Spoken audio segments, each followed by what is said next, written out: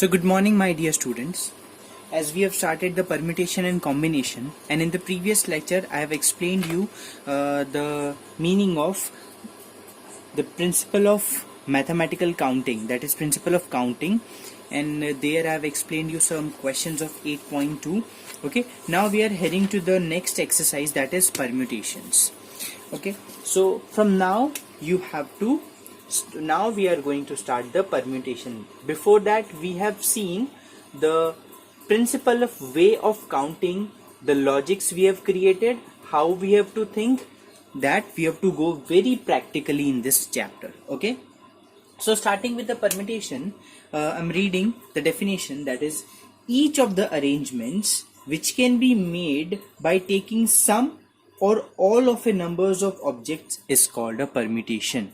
So loosely speaking, permutation can be understand like it is the number of arrangements or number of selections which can be made from the set, from particular set.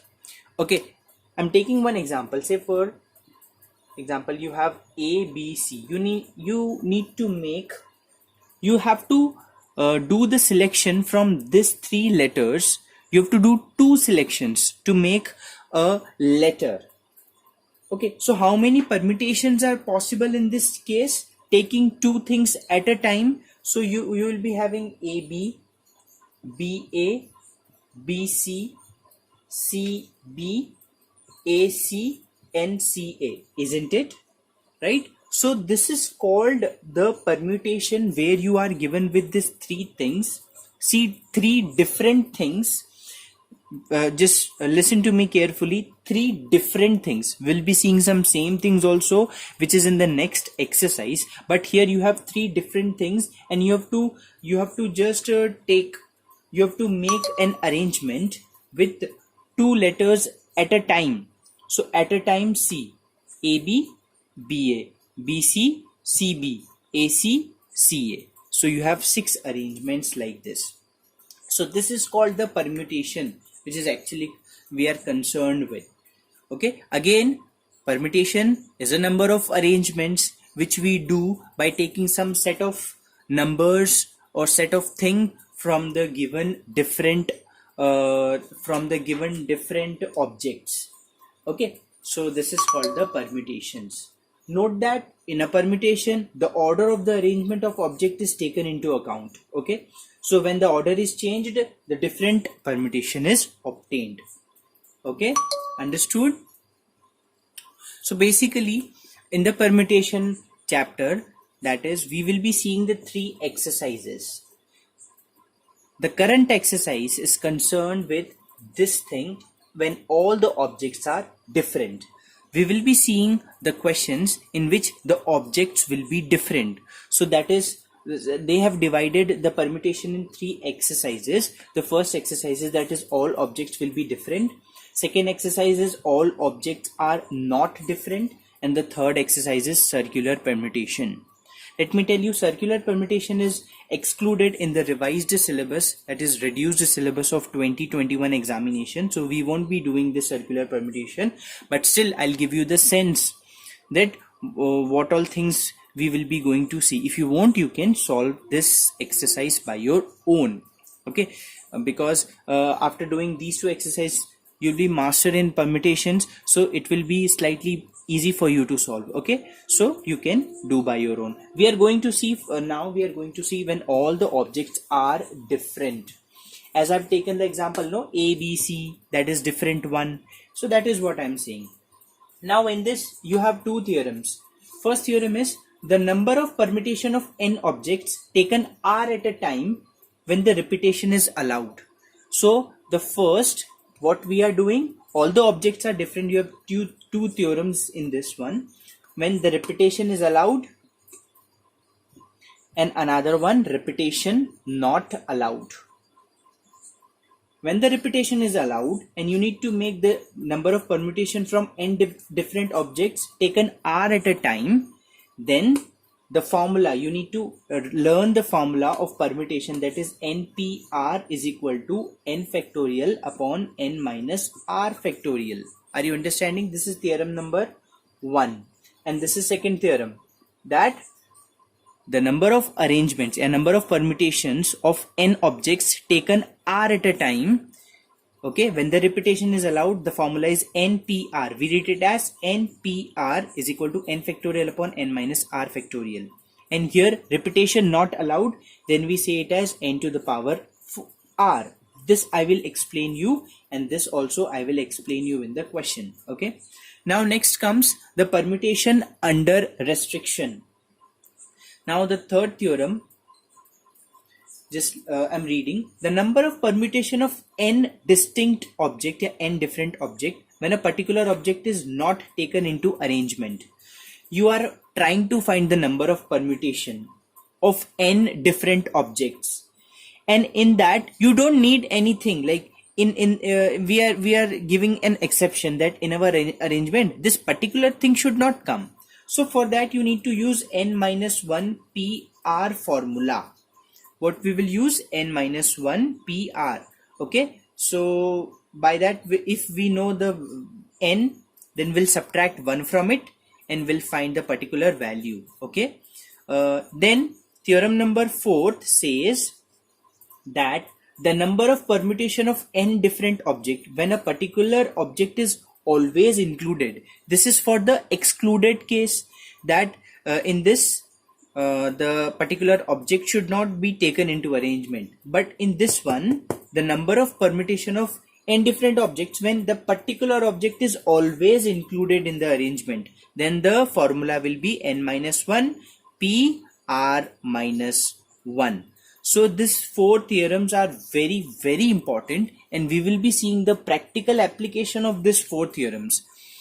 You need to just detect that this question belongs to that condition or that theorem, and we'll use this thing. So please be very, very clear with these things. First of all, we'll do some numerical questions of this formula, okay, and then we'll do some word problems. Okay, so let us do some numerical problems of this formula first. So here is one question, P65, 2. So this is also a way of writing a permutation. Okay, so it can be understood as 65P2 as NPR is equal to n factorial upon n minus r factorial. So 65P2 will be what? 65 factorial upon 65 minus 2 factorial. 65 factorial as it is. 65 minus 2, 63 factorial. Now we can open this 65 factorial as 65 into 64 into 63 factorial. Go up to 63 factorial only. Why? So as to cancel these two. 65 into 64 is 4160. So this is the final answer. Okay. Now let us come to the another question. Okay. Now try to understand this one. Okay. I'm not explaining you. Please understand this question. Note it in your copy. Okay. This is you just try use your brain in this question. How I have solved. Okay. So this was a question. Next question. Pn minus 1 comma 3 ratio Pn plus 1 comma 3 equal to 5 ratio 12. So first of all, let us write this. N minus 1 P3 is 2 is I'm writing like this. N plus 1 P3 equal to 5 upon 12. Now I have opened this n minus 1 factorial upon n minus 1 minus 3 factorial, and this one n plus 1 factorial upon n plus 1 minus 3 factorial equal to 5 by 12. Now I'm taking this up. So this will be here, and this, see, this is n minus 4 factorial and it becomes n minus 2 factorial equal to 5 upon 12. Now how I'm opening and cancelling the things. See, I'm keeping these two as it is, opening this. So it will be what? N minus 2, then n minus 2 minus 1, it will be n minus 3 and n minus 4 up to n minus 4 factorial. Okay. So why? So that this and this can be cancelled. Open n plus 1, then n plus 1 minus 1, so it will be n, then n minus 1. So these two can also easily get cancelled. Now you are left with n minus 2, n minus 3 upon n plus 1 equal to 5 by 12. Now multiply. It will be n square minus 5n plus 6 upon n square plus n equal to 5 by 12. Now just do the cross multiplication. You will get a quadratic equation and solve it. You will get the two roots. Okay, and find those two roots. Okay, now we are starting the practical questions of this exercise. Okay, so very first example I'm taking, that there are 6 candidates for a interview. So assuming that each candidate is fixed for the one position, one each post, then determine that how many numbers of ways will be possible for selecting the two candidates for filling the two seats. So clearly this is an example of, sorry, this is the example of non-repetition case, where repetition is not allowed, because one person can hold only one seat, it cannot hold two seats, so it is a non-repetition. And as well as here, from 6 different objects, we have to select r different things, that is 2 different, so clearly 6p2.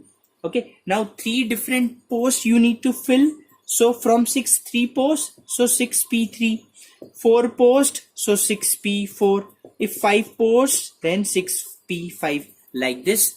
So this is the example of the theorem number 1, okay, which says the number of permutation for n different objects taken r at a time when the repetition is not allowed. Okay. Okay, similarly, let us take the another question. How many 3-digit number can be formed from digits 1 to 9? First case, when no digit is repeated. No digit is repeated means this is a first theorem. We have to use, how many numbers you have? 9. How many digits you want to make? 3. So 9p3, you will get the answer. Similarly, if the repetition is allowed, so what we will do, repetition is allowed, n to the power n, r. I have theorem number 2. How many n are there? 9. How many r times you need? 3. 9 cube, which is 729, like this. Okay. Okay, now the next question, very practical question. So for example, if I have 4 friends, 1, 2, 3, 4, and I need to call them in my birthday party, and condition is I need to call one or more. It is not like I should not call any of them, one or more. So let us count how many ways are there. Say for example, I'm calling this first one, second one, third one, and fourth one. 4 ways. On one way I can call them at this has 1 1 2, 2 3, 3 4, and one way is like calling them as 1 3 1 4. Okay, and one way of calling them as 2 3 2 4. Okay, and what can be the another way? Wait, this is going somewhat very big. Let us take only 3 friends. Okay, with this 3 it would be very easy, because I am going to explain one concept. Okay, so please try to understand with this 3 only. Okay, now say for example 3 friends I have, and I need to call them in the birthday party. So how many ways I can call? So one way is let me call only one, this one, this one, this one. So 3 ways I have. Another one is 1 2, 2 3, and 1 3. Okay, and another way is what? Let me call all the 3 at once, so that I have 1. So how many I got? 3 4 5 6 7. So there are total 7 ways of calling these 3 friends, one or more. Now just understand with the formula, you can directly solve it by n to the power r minus 1. Now what is n and what is r? I'll explain you. See, calling, inviting the birthday party and not inviting the birthday party, they both are n different objects. Okay, what I said, inviting and not inviting, there are 2 things. So 2 to the power r means r different, you have 3 friends, so 2 to the power 3 minus 1. Now why I am doing minus 1? Because I have to exclude that condition in which I don't call any of the 3 friends. So that is minus 1 I am doing. 2 to the power 3 is what? 8 minus 1, 7. So see, our answer is correct. So you have to use this formula. A very practical question, let me explain you. You have 5 true-false questions. So in how many ways you can attempt the question? Now I haven't told you that you have to at least attempt one. Now it is on you. You can leave all 5 questions also. So in that case, we will be using n to the power r formula, where n is what? 2, because you have 2 options, true or false, but number r is what? 5. So 2 to the power 5, you will get 32. So you have 32 ways of attempting those 5 true false questions. Are you understanding? Okay. Okay, now the next question. In how many ways can 7 books be arranged on a shelf if there is no restriction? You need to arrange 7 books and there are no restriction in it. So if there is no restriction, then 7p7 by this formula we can easily find, or you can directly find 7 factorial. You know, npn is equal to n factorial, so that is how we can understand. Second question is, 3 particular books always stand together. So you have 1, 2, 3, 4, 5, 1, 2, 3, 4, 5, 6 and 1, 7.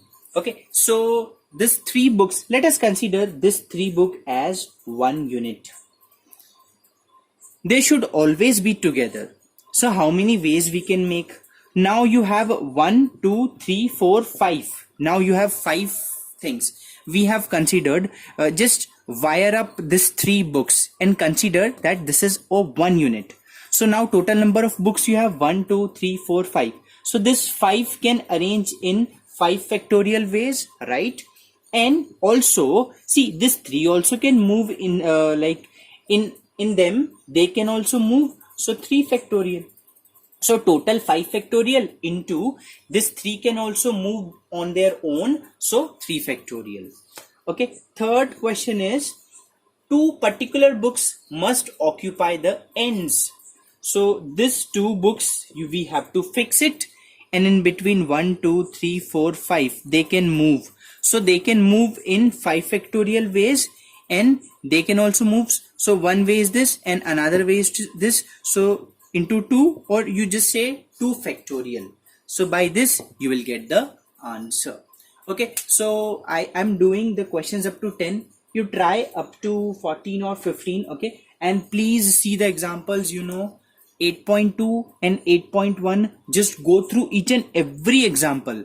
And in the 8.3 exercise also, just go through, let me tell you, at least 15 to 18 examples. Please go through it. They are very, very important. It will clear your things. The more you see the examples in the permutation, the more questions you do in the permutations, the more you will understand. See, this is very practical and logical chapter. You don't have to do this much calculation, but you have to understand the things. So for that, I'm again and again telling you, just please go through the examples and questions also, and be with me. Whatever I'm explaining you, just follow that thing. Okay. Thank you so much. Have a nice day. Bye bye. Take care.